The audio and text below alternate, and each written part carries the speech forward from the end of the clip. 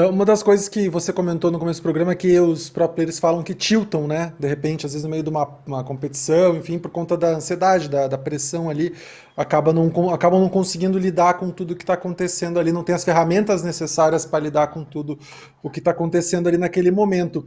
Que tipo de tilt que você vê que eles perde a concentração? Porque, por exemplo, quando eu era atleta de natação, quando eu ficava muito nervoso, o corpo não respondia. Você treina aquela mesma prova, mas chegava numa competição muito importante, você ficava muito nervoso e o corpo parece que Uhum. travava, né? No mesmo momento que você ali fazia um treino, uma ou outra competição menos importante, você repetia, fazia aquela prova, você conseguia desempenhar bem, mas chegava numa determinada competição, parece que você estava todo treinado, preparado, mas o corpo parece que enrijecia. O nadador, não sei se todos brincam disso, mas o nadador fala que parece que os braços viraram toras de madeira, que você não consegue, não responde mais, né? Mas levando isso para o esporte, que tipo de tilt que dá? Que eles relatam para você eles contam que acaba acontecendo na competição?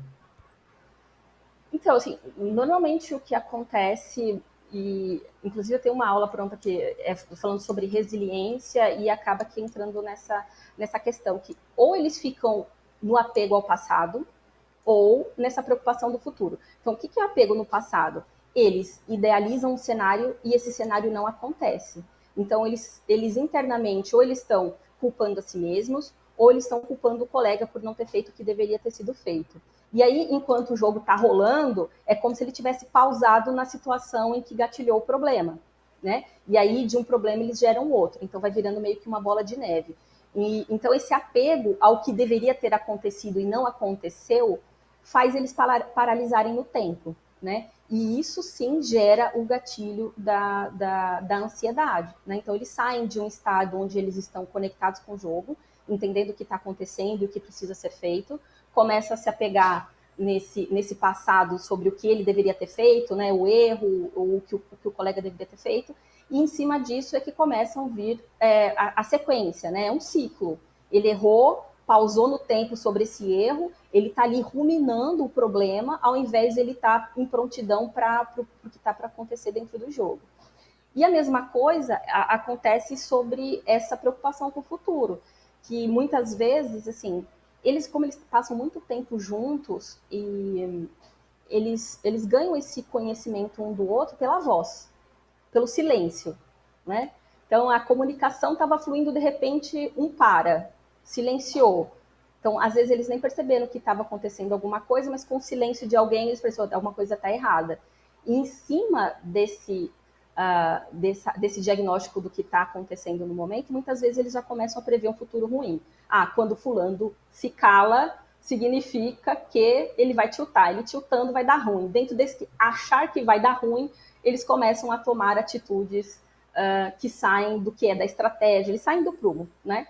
E no final tudo isso acontece e gera esse estresse, essa alteração para a ansiedade, que são esses gatilhos hormonais que eu falei. Então, quando você gatilha esses hormônios, né, do cortisol e da adrenalina, e elas vão para um pico, esse pico, ele enrijece os músculos, ele deixa a respiração ofegante. E nessa hora, o que vale não é mais o seu lado mais sofisticado da mente, né? Que é essa região aqui, o pré-frontal, que é o lado mais elaborado que nós temos, né? Que a gente consegue fazer aí, traçar as rotas, fazer replanejamento e tudo mais. A gente usa o nosso reptiliano, que é eu preciso sobreviver.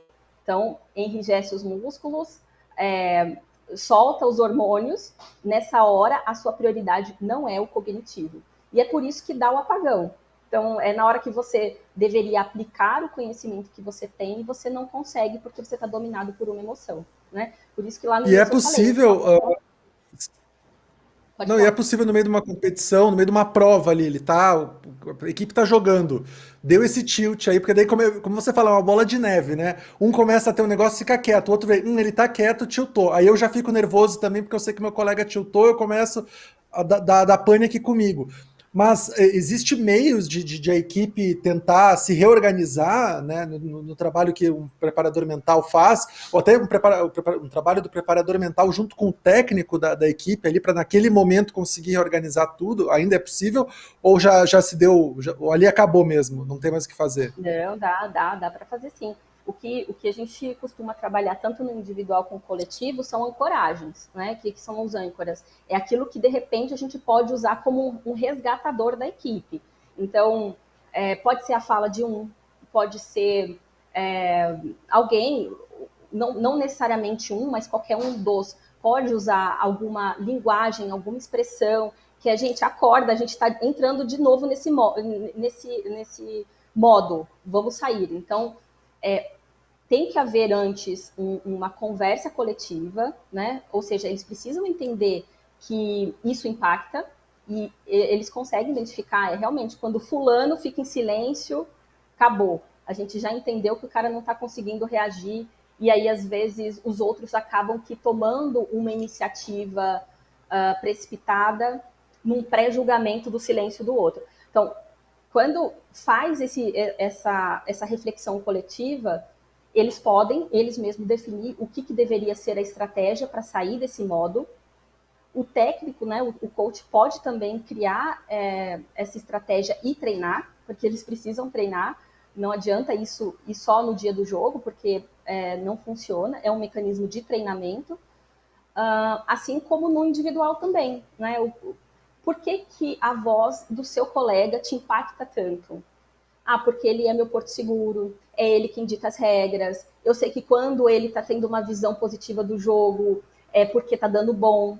Então, se ele silenciou, significa que a visão dele é de que o jogo está ruim, é de que não está dando certo. Então, me impacta diretamente. Então, tem que ser coletivo e individual, porque cada um precisa, vamos dizer assim, praticar a sua resiliência, ou seja, eu identifiquei o problema, mas eu tenho que continuar tentando, né? Eu tenho que resistir a essa interferência externa, como também eles podem criar essa consciência coletiva de quando perceber que um pode impactar o outro, de buscar esse resgate para continuar seguindo o jogo.